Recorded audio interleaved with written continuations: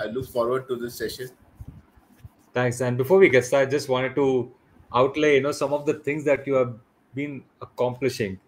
Well, first off, Shajan works in a corporate profile. He's in a leadership role at USDC Global, and he has over 26 years of corporate experience, of which 16 of those are in key leadership roles.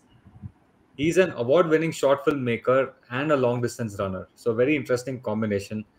And an award filmmaker in the sense that his last short movie, ABC, won 33 awards and was also sold to Disney Hotstar. Congratulations, Shajan, for that.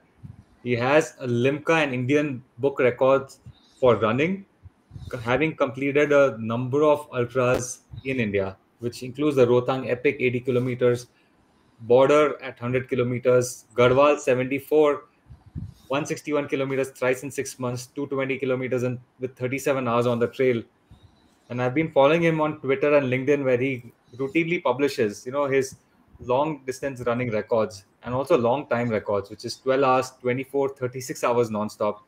And very recently, he finished the Comrades, I guess, ultra marathon in 2023. And during the lockdown, and this is again when I stumbled across Shajan first, he completed 650 kilometers by running in his house. I mean, hats off to you, Shajan. Thank you. Thank you.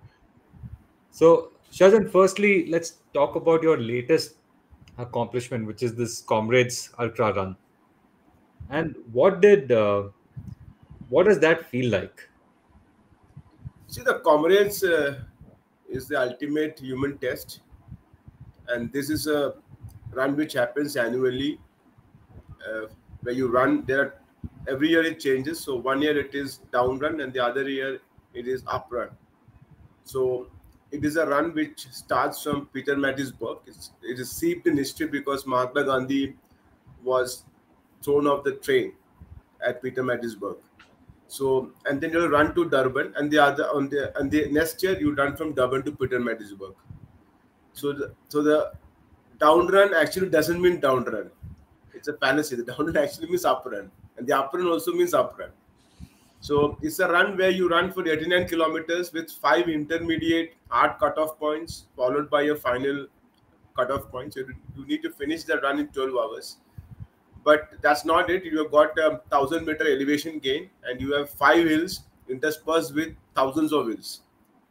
So this is the only ultra where 18,000 people run. 18,000. 18,000 people run an ultra. This year, 2023, we had the 5th highest number of participants. So you have to qualify. You need to have a qualifying time of 4 hours and 49 minutes, 0.59 seconds to qualify for Comrades. And basis your time, you get seeding. So if your timing is every half an hour, you get a better seeding. So Comrades is the only run where your timing starts from the gun time, not from the chip time. Which means if your seeding is behind, by the time you reach the start mat, you will lose 7 minutes, which is effectively only 11 hours 53 minutes.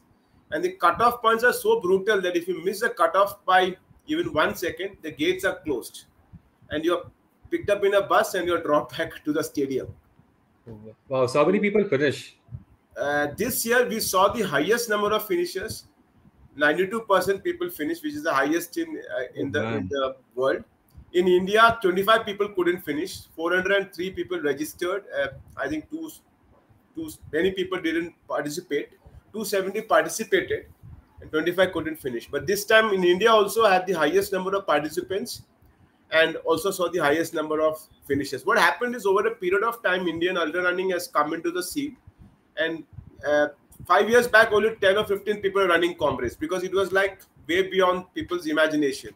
Not just taking part in Comrades, but the preparation itself leading up to Comrades is very brutal. So you have 6 months of hardcore preparation. Before that, you need to have strong aerobic base. Then logistics, traveling to Durban is like 24-hour flight. Then financially, it's very expensive. Then the gear sports need to have ideally a training coach as well. So it's beyond the wherewithal of people who are normally running 10, half and all. So because it has a financial implication, it has got a lot of preparation. If you're in a corporate role, which has got busy work schedule and markets are very volatile, so balancing everything is really a arduous task. But without any doubt, we can safely conclude that comrades is the ultimate human race in the world because of the sheer euphoria. I mean, from 3 a.m. in the morning to 5:30 a.m. start line, you are standing in 5-degree freezing cold 2 hours before you have to come there to reach your city, and the race don't start, and you're in freezing cold. And the number of people who come across and cheer you. I mean, the entire town, the entire people come. They set up this I mean, they sit in lounges outside the house. They have beer, and everybody is shouting, "Come on!" They used to call me Virat Kohli because Virat Kohli is very famous. Come on, Virat, go Jai Hind, Vande Mataram. That sheer euphoria, the vibrancy of the crowd is absolutely unparalleled, and that itself is like comrades is an emotion. I mean, once you participate. So in comrades, one more thing happens for novice runners. If you run consecutively twice, if I run this year, again I run this next year, and if I finish, they will give me 3 medals in all. So it's called back-to-back medal. That's why most people do back-to-back comrades. So let's say if I run, I'll get 2 more medals. Wonderful. Yeah. And what is the weather like Very cold. 6 throughout the degree. race? Yeah, 6 degree, and then it gradually goes up to 10, 11 degree. And one more thing is that this everything has got a this. So there was a world war, and in the world war there was a lot of soldiers had died. So this VLC Clapman, he fought in the war, and because many of his fellow colleagues died, he ran from Peter Marisburg to Durban. And this is the 100th year, but 96th edition. So 2027, you will see the 100th edition of Comrades, and that's every year it is getting better, bigger, stronger. Amazing. And when you run these difficult races, what exactly goes through your mind? Because in this one, you're talking about the number of hills, there's elevation, and there's more elevation, right? So, sustaining yourself mentally for 100 kilometers, how do you motivate yourself through the race? See, in ultra running, what happens is that any point of time that agony can change into, pleasure, and joy can change into sorrow. It changes in a split second because you're running long distance. So at some point of time, your body cannot take the load, and the body doesn't respond well. So that is a time when your mind takes over, and over a period of time, I've conditioned my mind to challenge, to face adversity, and to take on challenges head on. So my mind is very, very strong. So most of the people do not work on their mental aspect of the game, but I have conditioned my mind so strongly that even in any hopeless situation, I can rally back. So I know that any point of time I can recover. But there are phases in the race. When you start the race, is adrenaline pumping. You are like gusto. You are all energy. At some point in time, 44, then you are saying, why did I sign up for this race? This is sheer torture. And then in the end of the race, you feel like coming again. So you go through that transitions, because it's an 89-kilometer run. You go through transitions. So you should know how to pace your run. You should know how to conserve energy. And because I came in with 40,000 kilometers running behind me, so I had the experience of running in difficult terrains, in cold, in extreme humidity, in difficult territories. So I know I had the experience to handle it. So I knew that I will always be able to complete this. Completing was never a problem for me. I wanted to run injury free. So it's important to run injury free. It is important to respond to your body, understand the signal the body is giving you. So what happens with me, why I run this ultra, is because I have this nagging curiosity to find how long and how far the human body can endure. So, see, on the other side of friction is growth, right? And magic happens only when you go through pain. So I have reconciled with pain, and over a period of time, I've made pain my companion. So pain and me get together very, very well.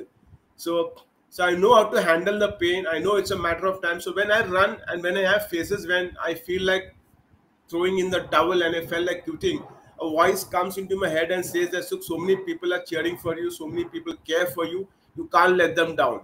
And I just talk to myself. I have these long conversations, deep, profound conversation with myself, and I just say the next step. So I try to live in the moment. So ultra running is all about not getting carried too far away, not prefixing any outcome, but just living in that moment, taking one step at a time, and enjoying the journey irrespective of the outcome.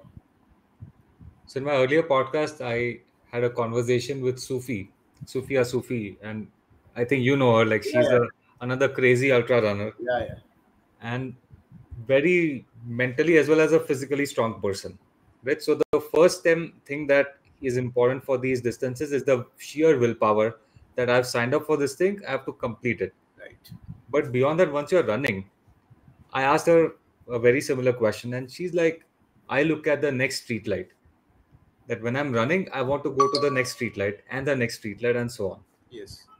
Is that what mental toughness is to you, or like how do you can you give us one or two ways in which you built it Yeah. up? So mental toughness is about embracing challenges and taking those challenges head on, and accepting challenges as a way of life. So as I said, I don't prefix outcome. I am not bothered about whether I will finish, what is my score, what is going to be my result. I am not. I am unswayed by that. What I look forward is to, I look for challenges. I look for challenges because I know that on the other side of challenges where the growth is. So I accept challenge. So as what we should do as individuals to condition our mind is that we should look forward for challenge. One simple example of mental toughness is most of the people will have a bath in hot water because we all have geyser, right? True. So you go to Ladakh, okay, which the temperature is 3-4 degrees, and try to just pour one mug of water, cold water over your body. So we take that mug of water, cold water, and we procrastinate कि डालूं कि नहीं डालूं, ठीक है? So डाल दो आप. So once you put that cold mug of water in on your body, then that thing is gone, and then you will have a bath in cold water. You will come refreshed. So that mental toughness is about taking that step. Everybody wants to be successful. Everybody wants to to grow, but we fear failure. We have insecurities in our mind. We are prisoners caught up in our own mind. So we need to take that step. So I tell people, get up, step out, show up. So when you get up from the bed, step out, show up. Show up every day. Consistency is far more potent and far more powerful than anything. Consistency compounds over a period of time. So the real magic is not in a day, in a second. Real magic is built over a period of time. So you have to build it over a period of time and hardwire that discipline into your system as a way of life. And that's how you build mental toughness. And I can certainly see that from everything that you share, like on social media particularly, that wherever you seem to be traveling, even for work, you will put your morning run stats over there, right? Like you crank out either a 10K, 14K, depending on your goal. You wake up that early, and no matter what, is that how you do it? Like even if you had a very late night, you will show up the very next day, no Yeah. excuses. So what happens is that there is a lot of trade-offs here. So I am into ultra running competitive sports. I no longer want to, just compete. I want to excel in that sport. So, so therefore there are trade-offs you have to make, right? You cannot become a long distance runner if you sleep at 12 o'clock and wake up at 8 o'clock in the morning. And I also have a corporate job as well. So I try to sleep every day by 9:30. Most days I'm asleep by 9:30, and most days I'm awake by 4 o'clock to 4:30 a.m. There will be occasional like month-end closing or when the pressure is there where I have to sleep at 11, but I don't compromise on my sleep. I think sleep is a reward for good work, and sleep is, for me, my sleep is my biggest asset. So if I don't sleep for 7 hours, I don't, next day I don't go and work out, but I don't try to miss consecutive workouts. So I think so the key in fitness is very scientific. It's holistic. So it's fitness, it is nutrition, it is sleep. So if you are not putting all these facets together in tandem, you will not get optimal result. What happens is most people, they'll work out, but they do not know what is the right nutrition, right hydration, or they know the right nutrition, hydration, but they negotiate on sleep. It's essential for the muscles and the tissues to recover.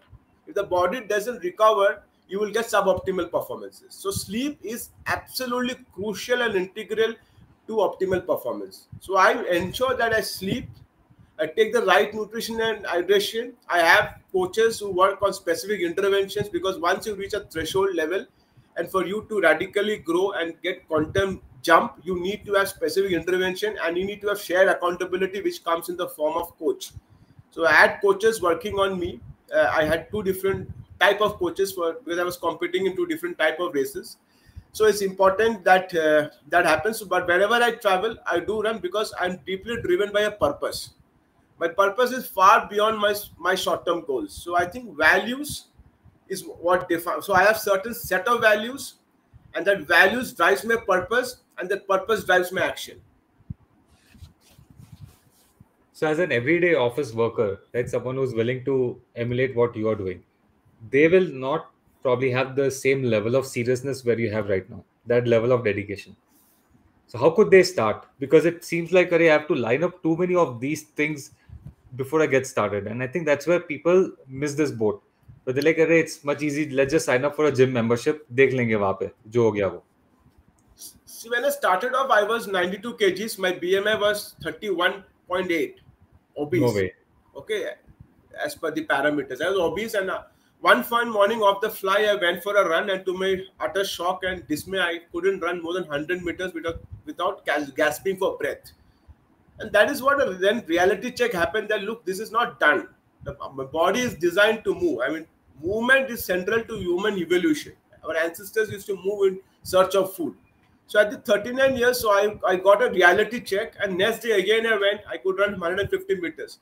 So the first 3-4 years I ran in lot of pain. I ran with excess weight, which I don't think is the right thing in retrospect to do. I ran with a 800 rupees shoes. I ran with a 900 rupees watch, and I ran with a 100 rupees shorts. No gadgets, no fancy shoes, nothing. So you have to get used to your own body, because your body has been in cold storage for several years, passive lifestyle. One fine morning you get up and run, body will not respond. So you have to take it slow and build the aerobic base very gradually.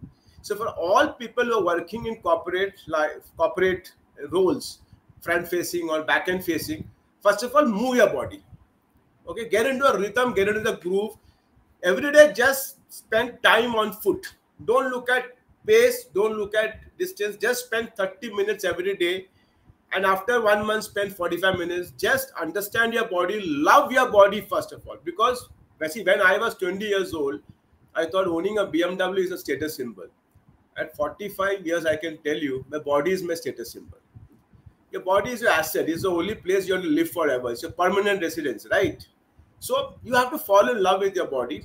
Spend 30-45 minutes every day walking, brisk walking, jogging.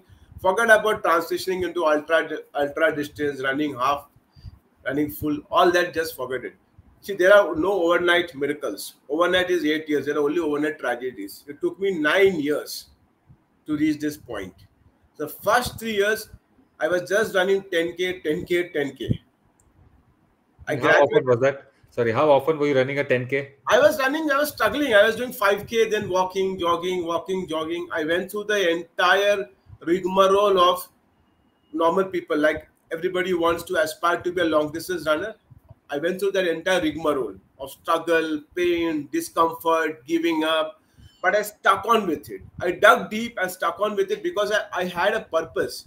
So you need to have a purpose, professional, personal. If you do not have a purpose, it will fall apart, because goals are finite, purpose is infinite, and your goals will have to be dovetailed into your purpose. So each one of us need to have a purpose, and ask ourselves this question: why? Ask yourself why.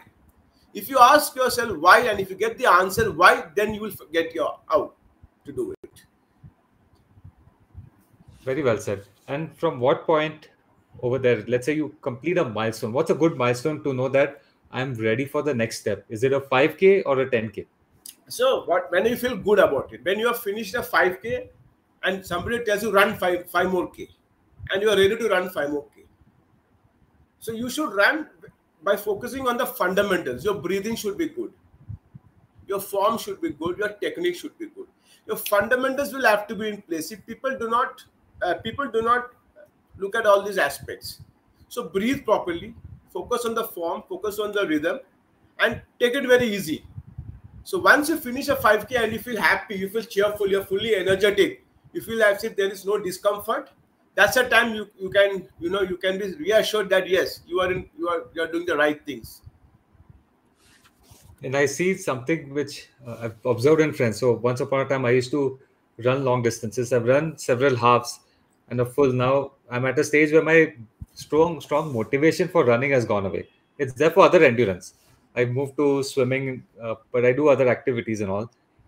But I found that whenever I would say sign up for a 10K or something, that crowd frenzy at the beginning, that would just set me off in a very weird note. Like I would be running very well on my own, but this race time thing, there's a big frenzy, and now all my timing is off. And I think a lot of people just sign up for that. They at least in a couple of times I was well conditioned for that, so I was able to adapt. But I know a number of people who just sign up for a 10K, they're like dekh lenge. And then in that business, in the first 2 kilometers, they run so hard that they have a trouble, finishing the later on. And I think that's where they lose the game. Like, any have you seen this with others? Like, and what do you It's a guide? very natural thing. Even I've gone through a lot of trials and tribulations, and I've also gone through the stage where I run too fast. What happens is that, see, you have to understand that running is an inward journey. My purpose is to be better than what I was yesterday, not to be better than the rest. Okay, it's an inward journey. It's about connecting my body, my mind, spiritually, physically, emotionally, mentally. It's coming in harmony. It's a balance, optimum equilibrium. So it's about me, myself, my inward journey, and it should give my joy. So I'm not trying to compete with any person. I'm only competing with myself. So in the beginning, what you do is that you preserve energy. If you're running a 10K also, don't try to run too fast because your lactate threshold will go up and your heart rate will go up and you will not be able to recover from there.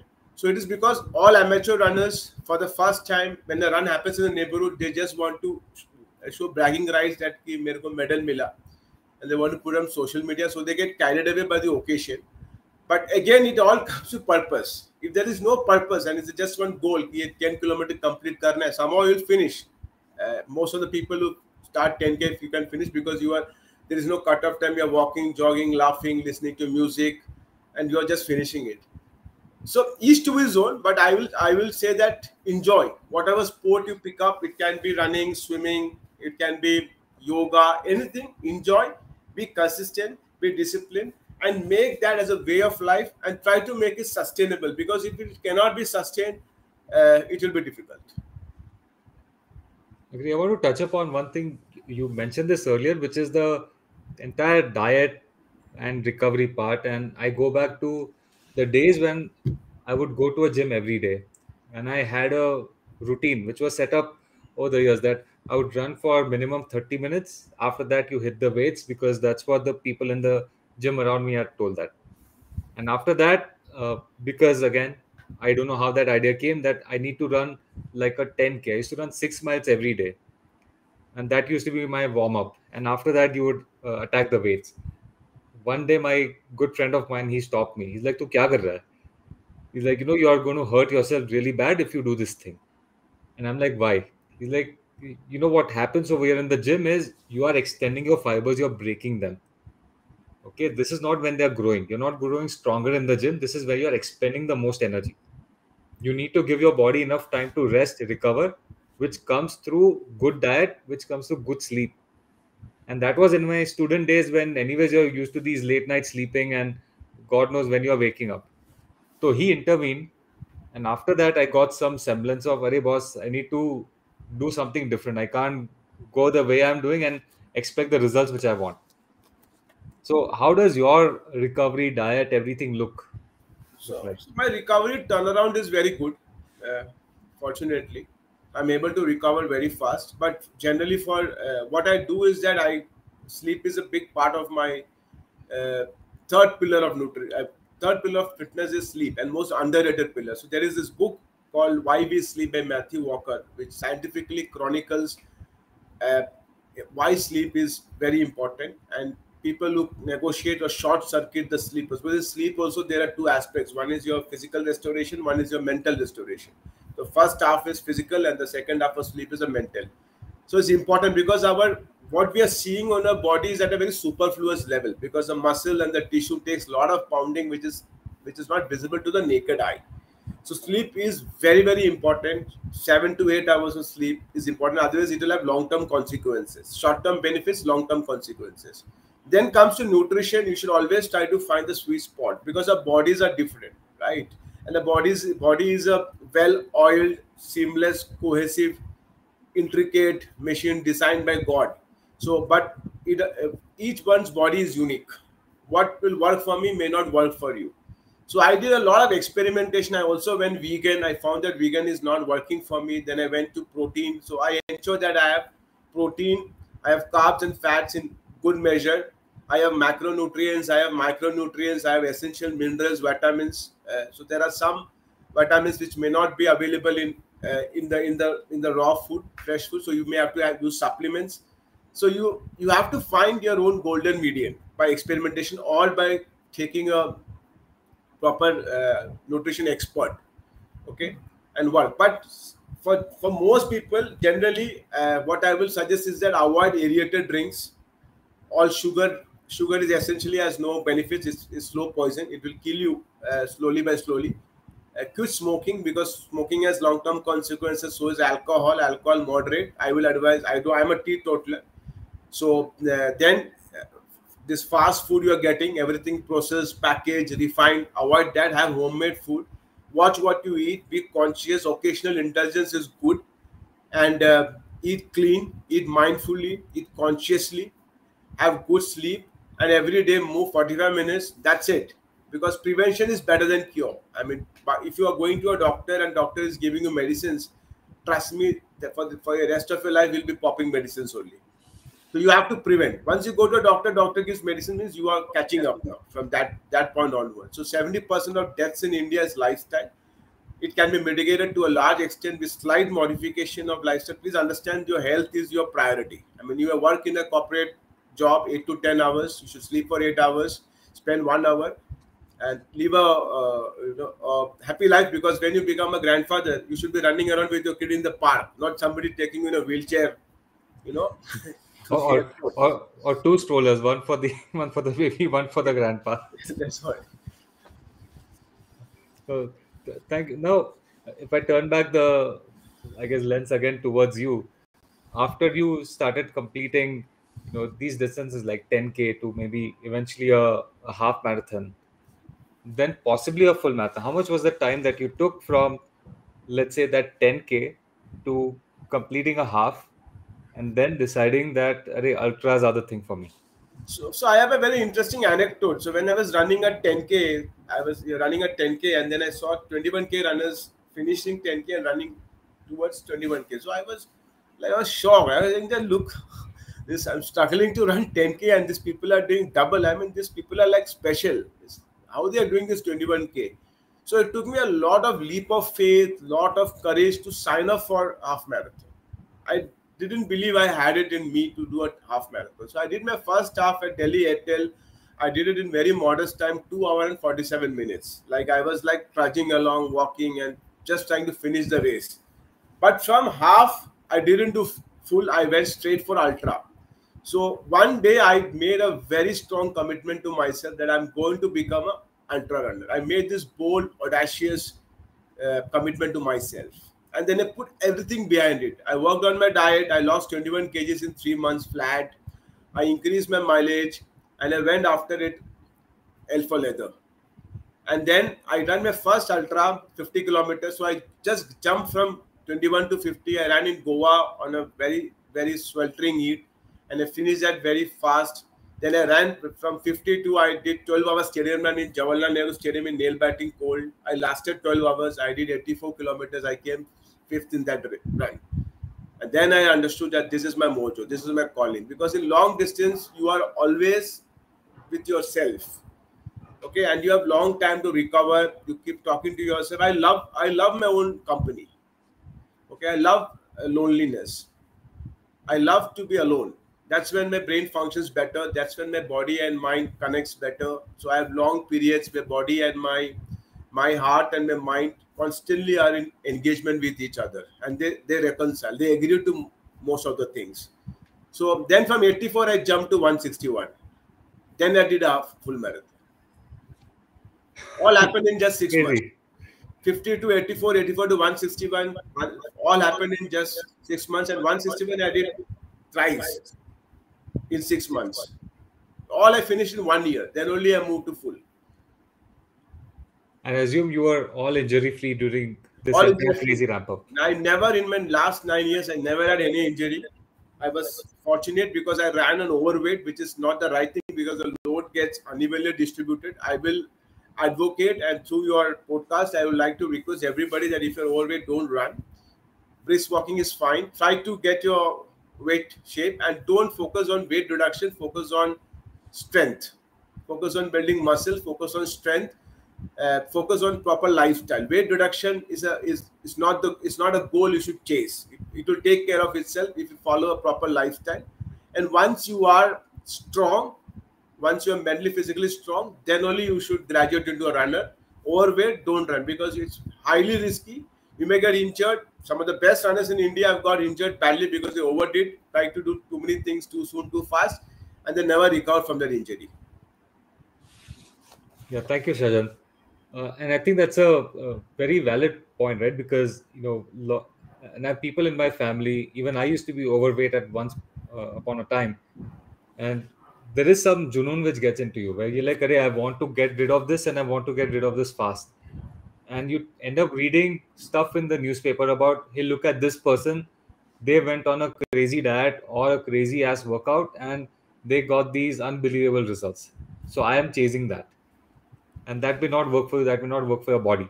Right.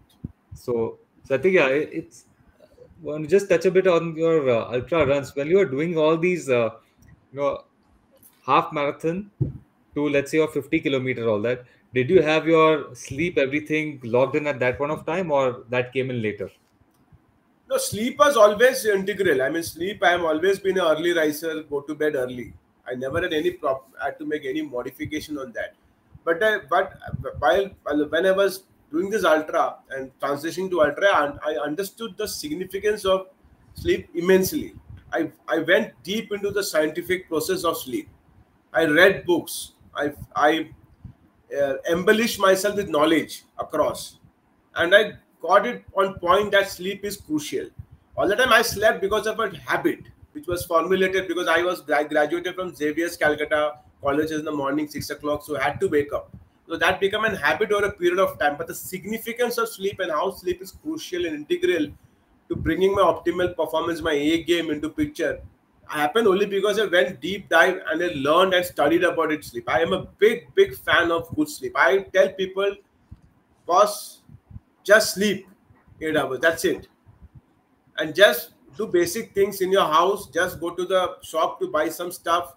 Take the stairs instead of the lift. Park your car 1 kilometer away. Walk in the office. Take your call standing. Move around. Walk around. That's enough. But if you negotiate on sleep, because most of the time 80% of Indians are sleeping well past midnight watching OTT. So the biggest competitor to Netflix is sleep, right? So, and if you compromise on sleep, you will have big long-term ramifications. Very well said, Shajan, and something that we should all implement. I want to ask you one other question, and a lead up to this thing. The day I signed up for my half marathon, my first half marathon, couple of days before that, my friend said, "Hey, by the way, you should do carb loading, right? Because you'll be running this long distance." And until then, my training runs used to be 1 2 hours and all that. I didn't do anything special in terms of food. It's like, after the run, you just have, maybe one something extra to compensate for what you've expended. But they built up this carb loading so much in my head. I'm like, "Acha, what do I do?"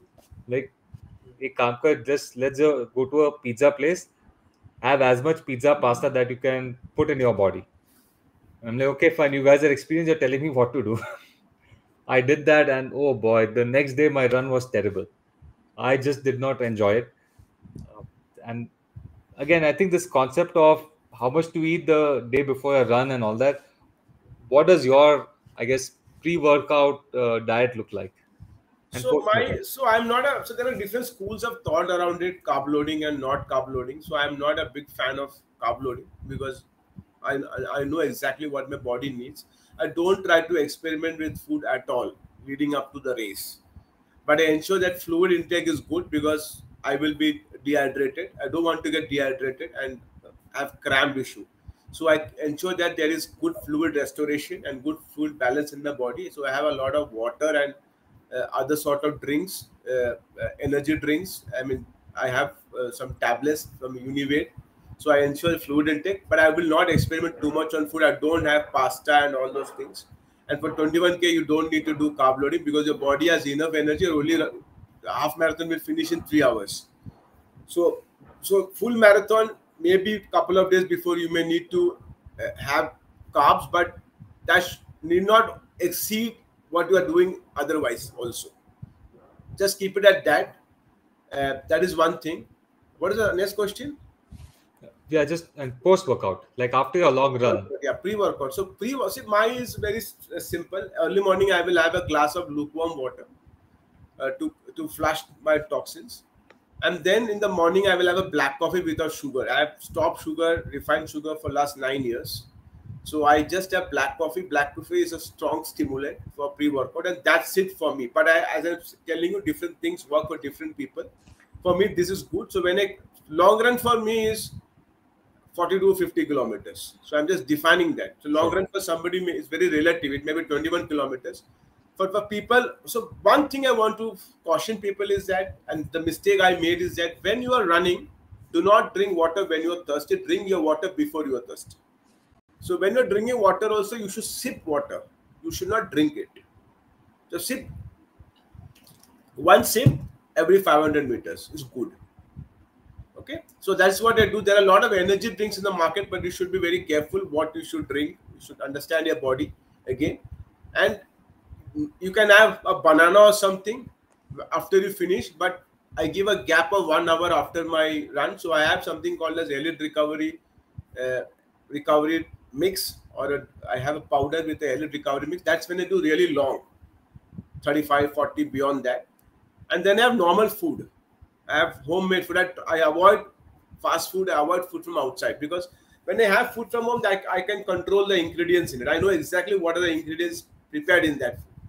So ensure that you have nutritious food after a long run and you have lot of rest, ice bath, and then sleep. That's what I do. Thanks so much, Shajan. I mean, this is has been a very good conversation, and thank you for reinforcing this idea of having adequate sleep. I think a number of us miss that due to a variety of things. For a lot of them, it is work schedules, it is staying up late, and entertainment tends to become also more screen time, which is stimulating your brain, so you can't fall asleep right away. And I think that's a key element, not just for recovery in terms of physical performance, but recovery for mental performance also is critical. So thanks. I mean, you shared a lot of practical insights with us today. What's next for you? So I've not planned anything. I mean, it's such, but I will definitely run comrades again next year. I want to improve my timing by at least 1 hour. So I got the hang of it. This was the first day, so I want to improve, and I will cherry pick my runs. So I will not run a lot of competitive runs, but I will prepare much better. I will spend a lot of time in the creative lab, trying to be more creative, trying to be more innovative, and work on finer aspects of my game. So I will do all sort of scientific assessments and see where I'm standing and how do I improve my game. So I will just run a couple of full marathon and comrades at this point. So I don't want to do anything which is going to affect my A game. So A is my comrades next year. So the 6 to 8 months will be building blocks to do perform well there. So I will not in between. I am not going to take part in any competitive runs because I don't want to sabotage that run. So that's my immediate plan. And going forward, I want to definitely try Badwater, which is only 5 Indians have done so far, and that's purely by invitation. That's the most toughest run because it is run at 102-degree temperature. That's in Death Valley, right? Yeah. It's 217 kilometer. So Ashish Kasotkar was a last Indian who completed last year. So someday I want to run that. And wishing you all the very best for that. I'm sure you'll achieve it. Yeah, thanks a lot. It was fun. Nice talking to you, man. Thanks for talking. Likewise, Shajan. Thank you so much. Thanks. Yeah, I'm going to stop the recording. sure.